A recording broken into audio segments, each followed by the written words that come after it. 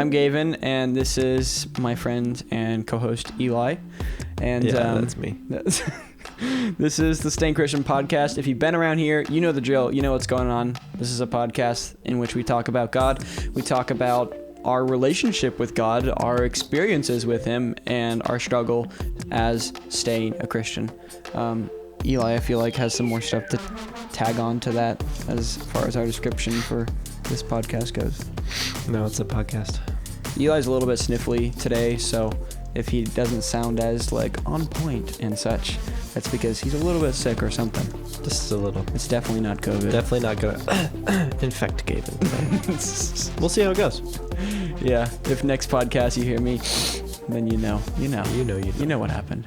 I got COVID. If you're not from around here and you find this intro very weird, that's okay. We understand. But you are very welcome here. You're welcome to listen to us. And if you don't want it, then go, I guess. Be gone.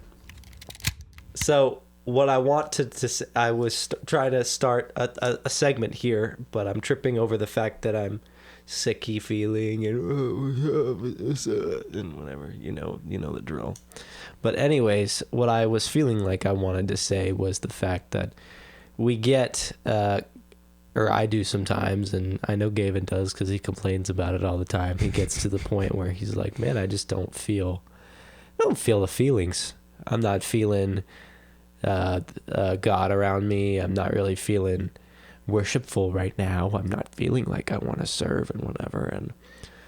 And I'll be honest, I didn't feel like really coming down tonight, but I was like, every night, man, we do this. I don't feel like coming down. I'm like, and I'm like, well, when I don't feel God, that's when, because there's the things, and you're like, oh, okay, cool, but there are points when you really need them. Like when you don't feel God is when you need faith, is when you need to trust Him, and when He says that He's always with you, He is, and you need to trust Him. And I think that's important for me to be reminded of. I thought I'd bring it to you. Definitely not sliding this at Gavin, like, hey, Gavin. But yeah, so he's like, I thought I'd bring this to you. This to you. Listen, Gavin. But yeah, I don't know. I think we forget that the things that we need are there for a specific time, and we're promised things so that we'll remember them in the time of trouble and not just, as another Sunday school lesson, but instead as an applicable piece of information. Cool. Reminders with Eli. I was thinking about this recently, and basically it kind of boils down to this one thing, which is it seems like every time there's something God gives me to do, there's always opposition. There's some sort of opposition. It comes in all shapes and sizes for me, And I'm not just saying this being like, guys, there's opposition whenever bad stuff comes your way. Whenever you're trying to do something for God, opposition, man, it's gonna come at you. No, it's for me, it's like I've seen this time and time again. Like every time something is supposed to happen, it's super duper hard to do it. So do you have a recent example? So feel like we're in an interview. Do you have an example? No, really? I actually do, kind of. Like, for example, even coming down here every night not every night. If we did this every night, I would be dead already. We come down here once a week to record this podcast, and every time, it's very few nights that I actually feel like coming down. Most of the nights I don't feel like coming down. Even starting this podcast, I think it took us almost a year to really get started. Yeah. Like, we talked about it for a while, and then finally we're like, yo, let's go, let's send it. And then we started it, and then kind of went from there. Anyways, but even I, whether or not anyone actually listens to this podcast, I will hear myself talking and be like, okay, yeah, that's a good reminder. Yeah. Yes, I'm Christian. And yes, I'm going to keep going. Yeah. You know, and it's good to even hear someone else talk to me, and then hear my own voice out on the interwebs is like a smack in the face on how dumb I am. Also, you know, a little bit of humility here and there. Can't believe I said that that thing was that. You start to... Hope nobody catches that and tweets me. You just kind of start to take yourself a little less seriously. Well, but anyways, enough of that. Basically, this happens a lot. Like, even when I will get down to like pray on my knees, and I'm not like, look at me, I'm praying on my knees. I don't really care if you guys do or not. It's a thing that I like to do. But like, stuff will start happening, and it's like, are you kidding me right now? Are you kidding me? You know, just time and time again, small things that God, I feel like I'm supposed to be doing. Suddenly I'll get angry about something. Just my day will start to go to heck, and it's just like, what? And then you got to take a deep breath and like, okay. Opposition. That's probably what this is. I need to take a deep breath and kind of view this as it is. Kind of laugh at myself a little bit, because honestly, come on, I'm gonna laugh at this tomorrow because this is really silly. So, anyways, I don't know. Were you excited to come down today? Today I was a little bit excited, not very, but. And then I'm like, hey, I'm feeling sick. Don't know that I can. And he's like, I'm still cool doing it, man. I don't care. Well, it's just like I feel like I have to get going. Like you just mentioned in the previous segment, which is you got to keep going. Even when you don't really feel like it. And I get excited about having to do something and having a deadline and completing it. Yeah. You know? And it's like, okay, I got to keep on doing this. I feel less of a failure if we don't miss our deadline weekly, you know?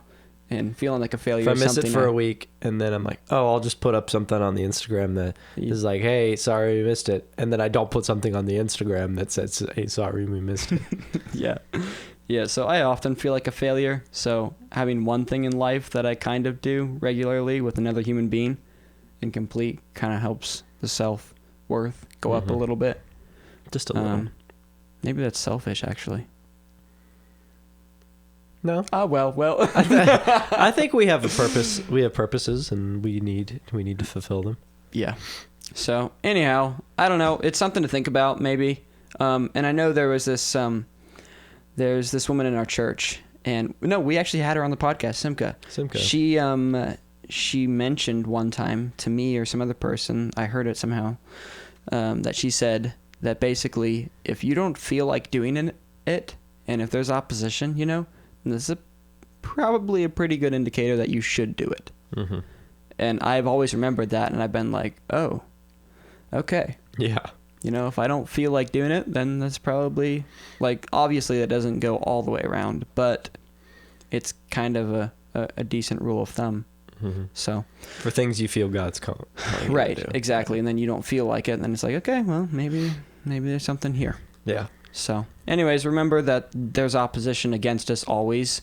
Okay, one other thing I wanted to mention is, Eli has mentioned this before on the podcast and off, that, like, after we say something like this, like I'm saying, like the next day, that thing happens. It does. And then, like, you're over there and you're having a terrible day, and it's almost like God allowed that thing to happen to you right after you said it. And it's like, hello, do you really believe this? Yeah. I will prophesy tomorrow something I said about faith and not feeling God near me is going to happen. Right. Like, I will feel like, God, where are you today? Yeah. And he'll just be like, remember what you said yesterday? And I'll be like, oh, yeah. Yeah. You know? So, yeah, I don't know. For me, it's like, okay, that's a clear indicator. You know, maybe there's something here. Maybe there's some bit of God, some bit of truth in what we're doing. You know, I'd say there's more than some. I've had that happen enough times. I know. Yeah. Yeah, and the fact that we have such a hard time getting down here and even starting. Here I am. I feel like I'm tooting my own horn. Look at us. We're doing something because we're seeing the opposition. No, it's not what I'm trying to do. I'm just trying to form examples. But anyways, yeah, I don't know. Something to think about. Reminders with Gabe. So I was feeling pretty low. You know how Gavin, if you've been on this podcast, you know Gavin says this about work a lot. I'm an emotional wreck.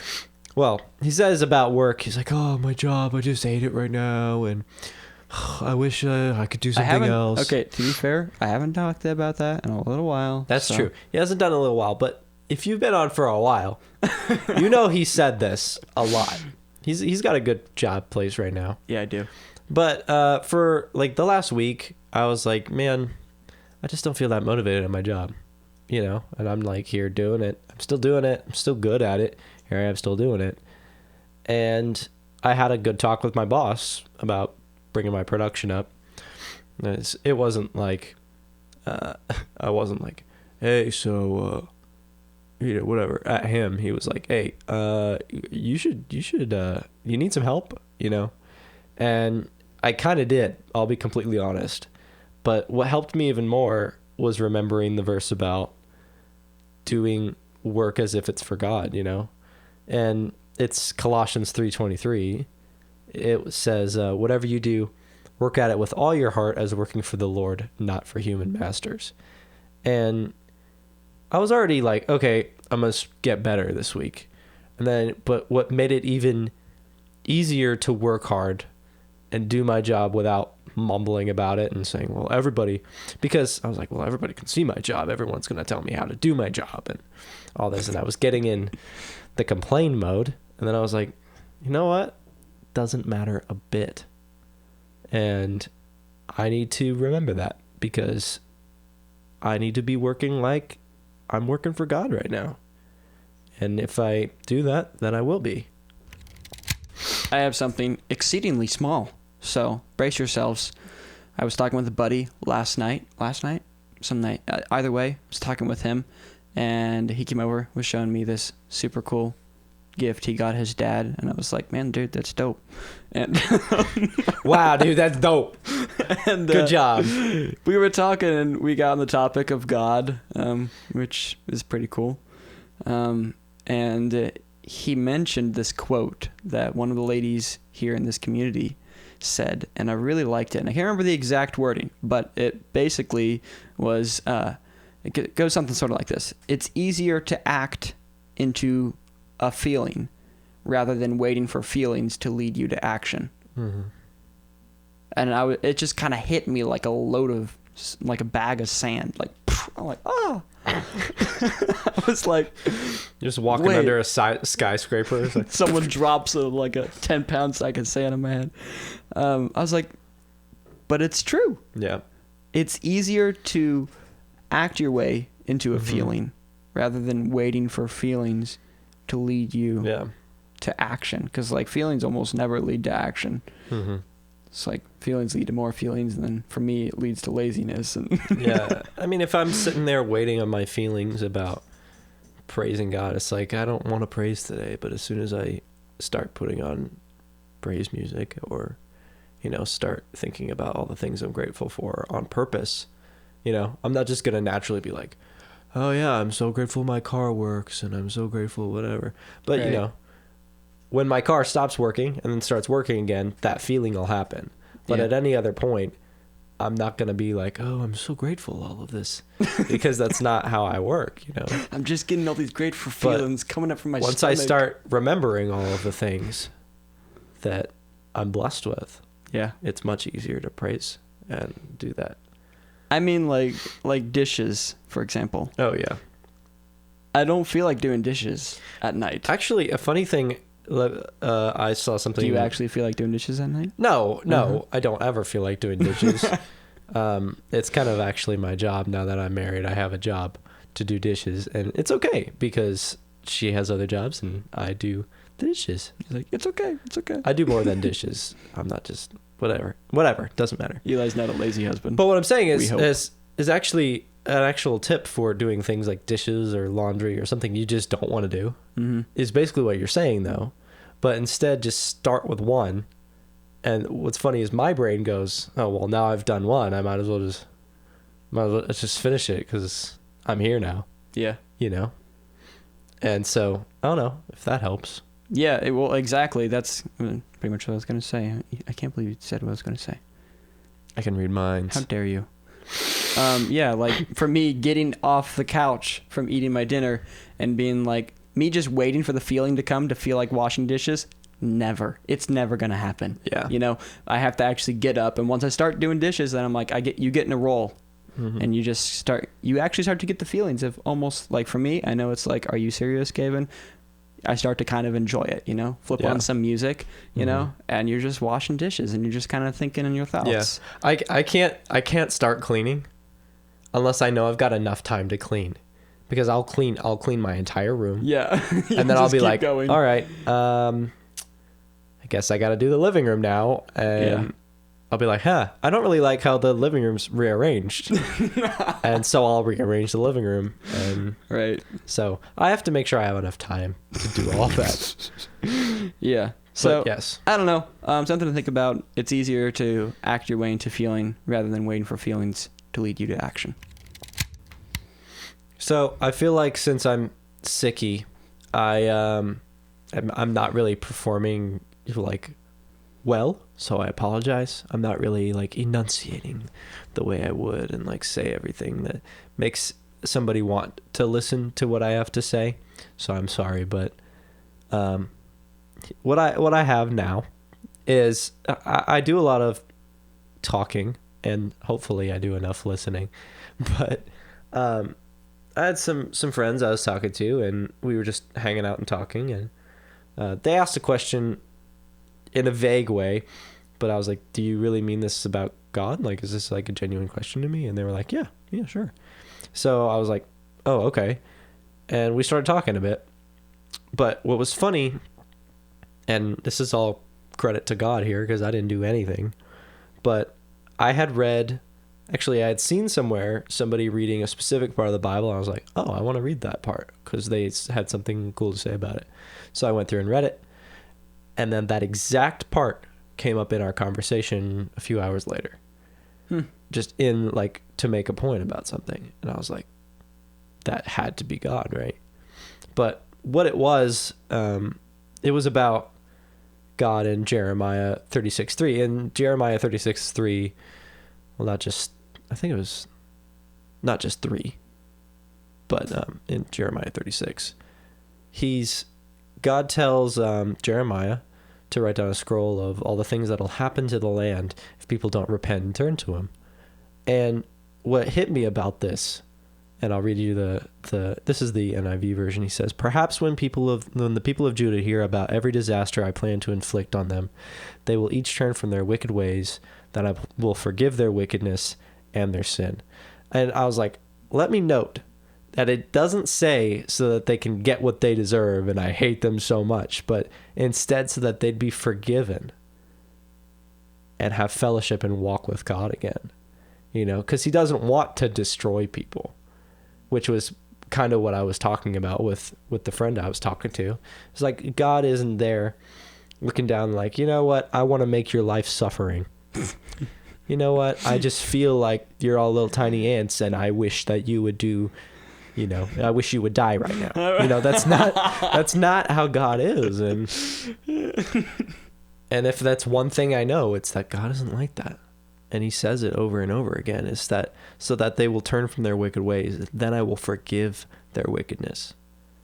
You know, but it's sad that he has to say, you know, hopefully maybe when they hear about the stuff I got to punish them with, they'll actually turn. Maybe they will, hopefully, you know. In the rest of that chapter, Jeremiah gives that scroll to people and they're like, wow, we got to repent or whatever, and we got to show the king. And the king's like, oh, cool, let's just burn that. And didn't care at all, which is sad. But, you know, it made me really think about, they don't really know what they're doing, you know. And like the thing is like, Father, forgive them, they don't know what they're doing, is really true, because when someone is mocking God or saying something that is really going to bring them suffering, my initial response was like, oh, they're gonna get what's coming to them, you know. But God doesn't want to give them what's coming to them. He wants them to fellowship with him. And I thought that was a pretty important point to at least remind myself about, is that God isn't standing over me waiting for me to fail so he can hit me over the head, you know. He doesn't want to hit me over the head. It's like your dog, right? You want to train your dog. Yeah. But you want your dog to do, you know, the good things, not bite children, so that it can be with children and you and right. You know, but you have to It's like basic things like come so she doesn't get run over in the middle of the road, you know. Yeah. So it's like I don't want to discipline you, but I want you to live also. Yeah, exactly. So yeah. So I think I was just thinking about that distinction, and I thought it was a pretty important one. I think that's part of the whole good news, you know? It isn't what everyone thought it was. It's good news. all right, welcome back to the Acts segment. You guys know what's happening. We're getting into Acts. We're on Acts chapter 8, in which Gavin breaks down with his incredibly godly wisdom. Ooh. Acts, you know, because I'm so well read in the Bible. We got a wise man. You guys in know our I midst. went to college for this stuff. Like, you know, I'm super wise on it. Yeah, you went to seminary, right? Oh yeah, seminary school. Seminary It's school. rough, He's you know? qualified. I am to qualified be on this podcast. If you guys don't know, I definitely did not go to seminary. He's not. I did graduate high school. Haha. Anyways, You didn't graduate high school? I did. Is what I Okay. said. I was gonna say, then you definitely aren't qualified to be on this podcast. Eli's like, I had a qualification, and you're not meeting it. The bar was low. But even you, Even you couldn't meet that bar. No, I'm kidding. If you haven't graduated high school or haven't yet, that's fine. Shame on you. I'm Shame. I'm just picking on Gavin because he was gonna go to college and then didn't go to college. I'm just gonna go cry. It's so sad. Anyway, Okay. Acts segment. So, If you haven't heard the Acts segment before, basically we're talking about Acts because Gavin was like, "Man, what is the church all about?" And Gavin was like, "Let's look at the early church together." And I was like, "Sounds good, man." Yeah, my voice sounds exactly like that too. My voice sounds exactly like that too. See, I could do it. Anyways, the truth is this is Acts chapter 8. Did I do some research before bringing this? Yes, I did. I heard that's a this first. one. I'm on the edge of my seat now. Okay, enough with the Banter. what's I'm it? sorry. Yeah, I'm not sorry. the banter, but it's like trying to say it's gonna be big when it's not. This guy in the Bible Project said his synopsis of really this chapter was, I think Simon's in it. Is he not?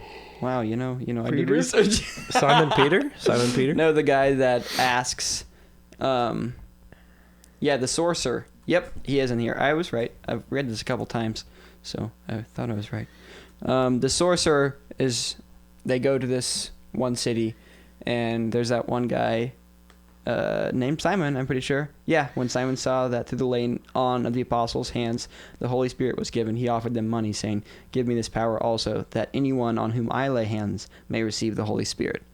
And the synopsis they gave back for that was the sorcerer learned an important lesson, which is the gospel isn't about getting power, but giving it. You know, in which he was kind of intent on giving it, but he wanted to get it to give it. You know, like it was just very interesting. An interesting kind of topic they touched on there. It's like the gospel is about Interesting. giving power, but in a very unconventional way. I kind of like Peter's response to him. He says, "May your money perish with you because you thought that you could buy the gift of God with money.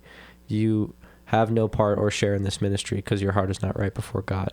But then he says, "Repent of this wickedness and pray to the Lord and hope that he may forgive you for having such a thought in your heart, for I see that you are full of bitterness."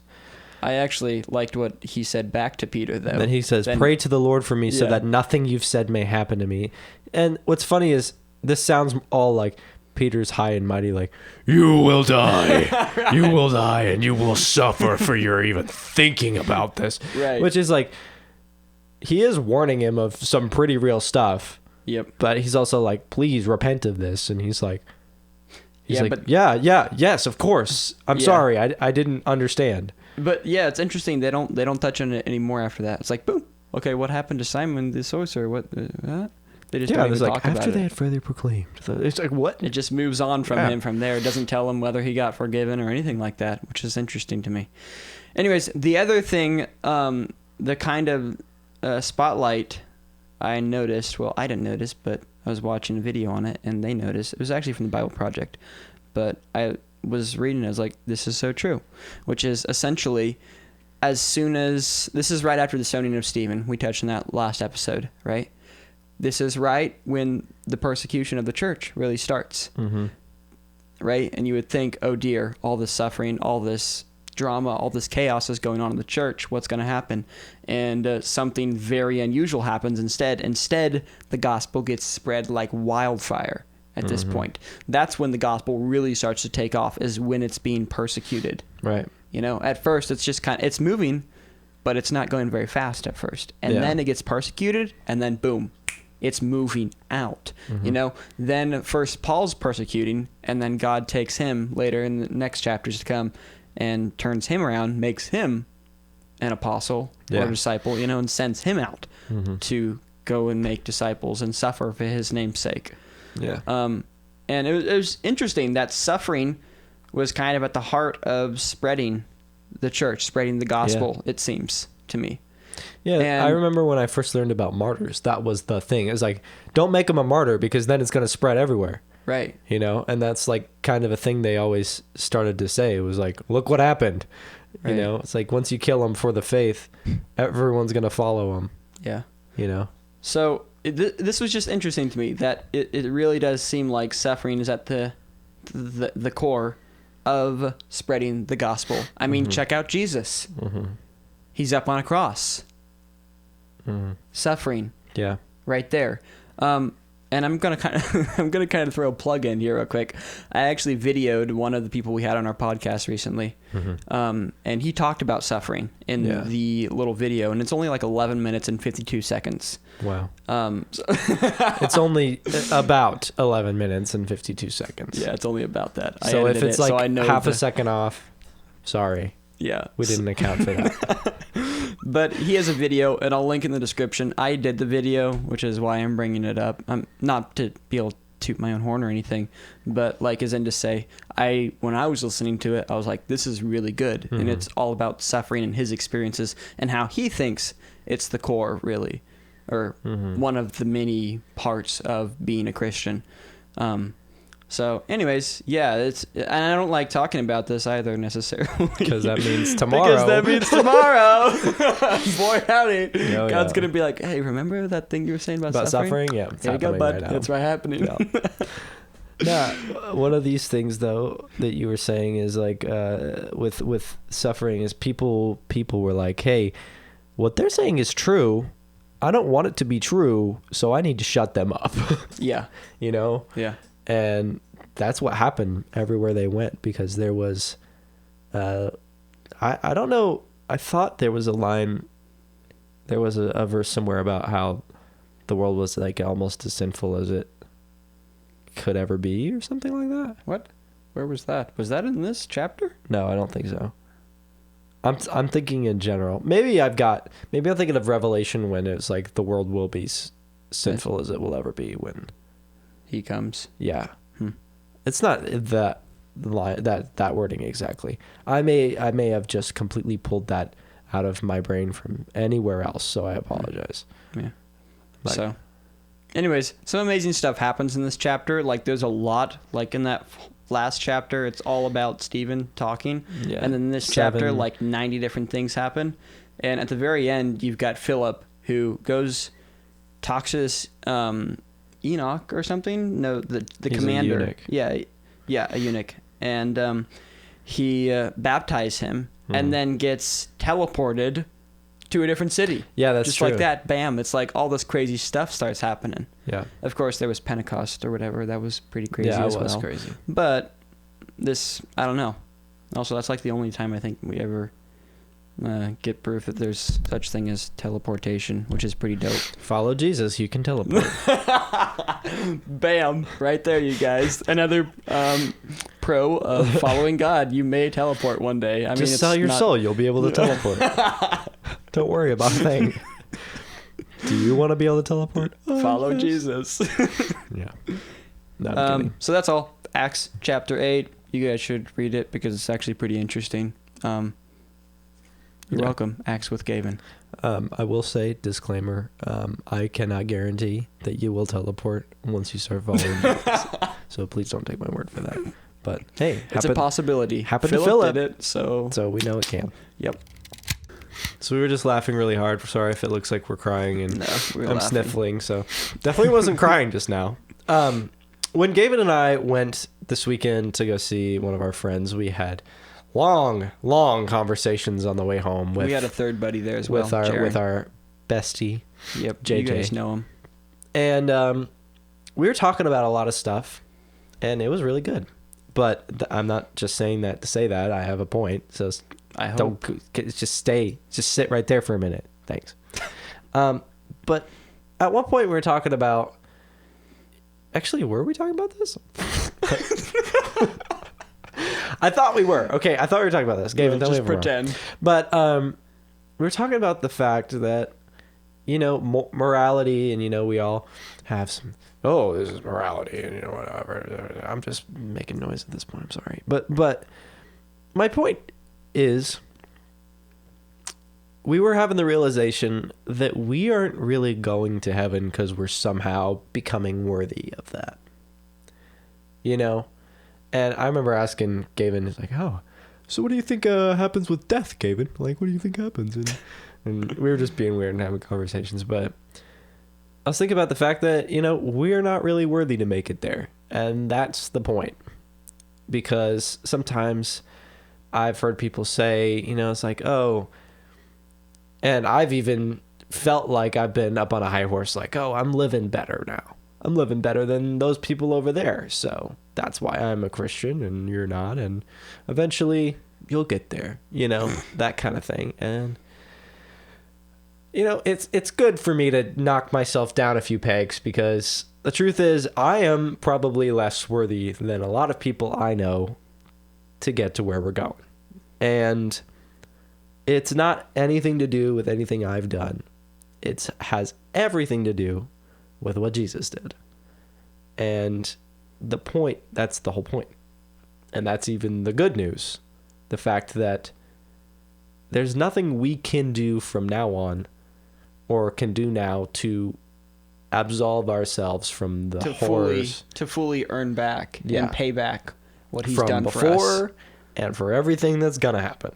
Right. And once I realized that, man, what else is there for me to do than just say, my life, not your life, not my God, And I want to stay right there because not only is that humble, and I like being humble.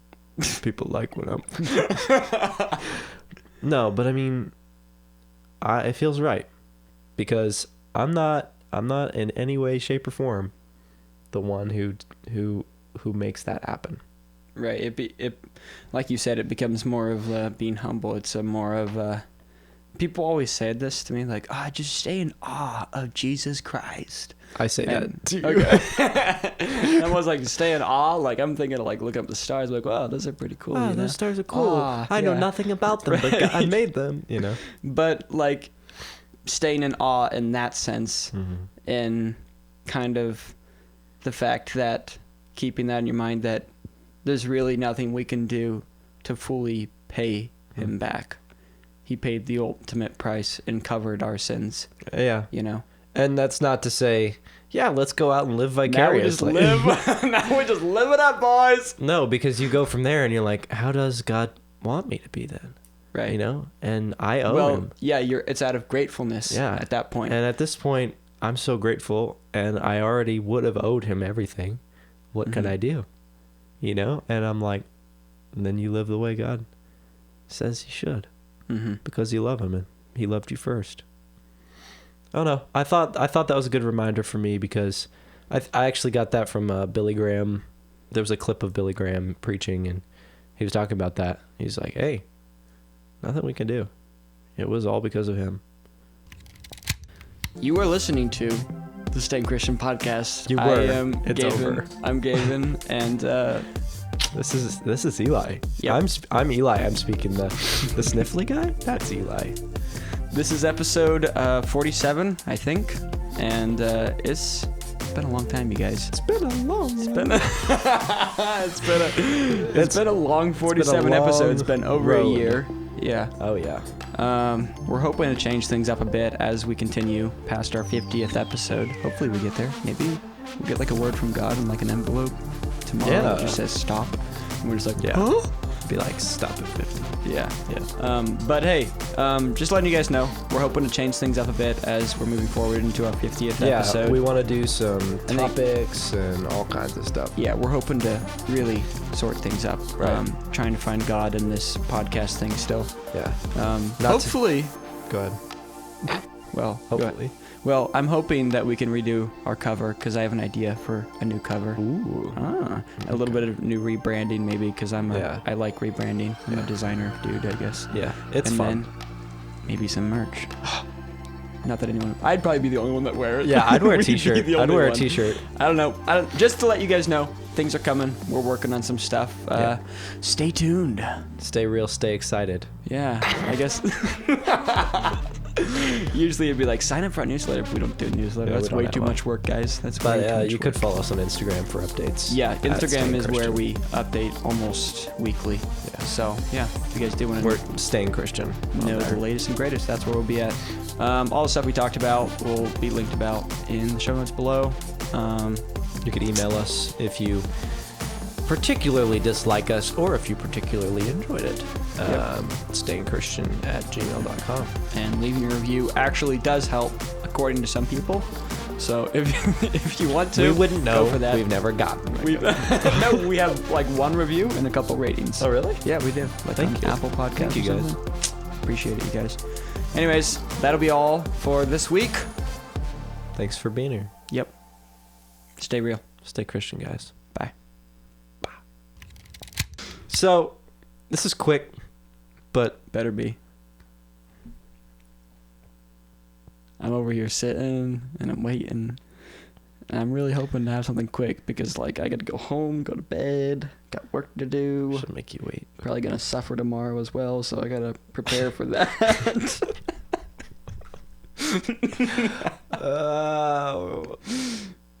I didn't want to start like that, but Okay, You we don't kept have going. to. You can. you kept going, and I was like, well, I guess I should figure out how to continue from that.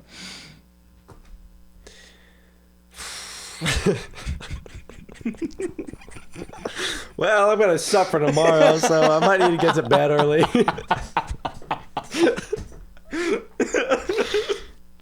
Hey, can we speed this up a bit? I got suffering scheduled for tomorrow.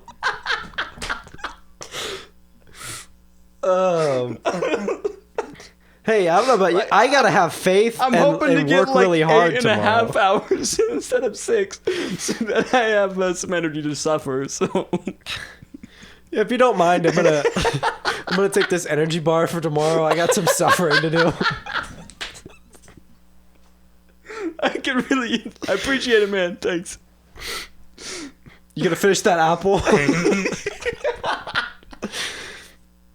It's like it'd be really nice to chew on that while I'm suffering.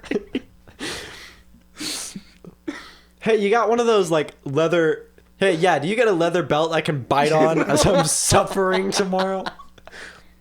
Yeah, it's in my schedule. Okay, I've got it right here. I planned around it. Right here. It's in my little daily planner. Little doodles of butterflies around it. 4:30, Suffering for 30 minutes.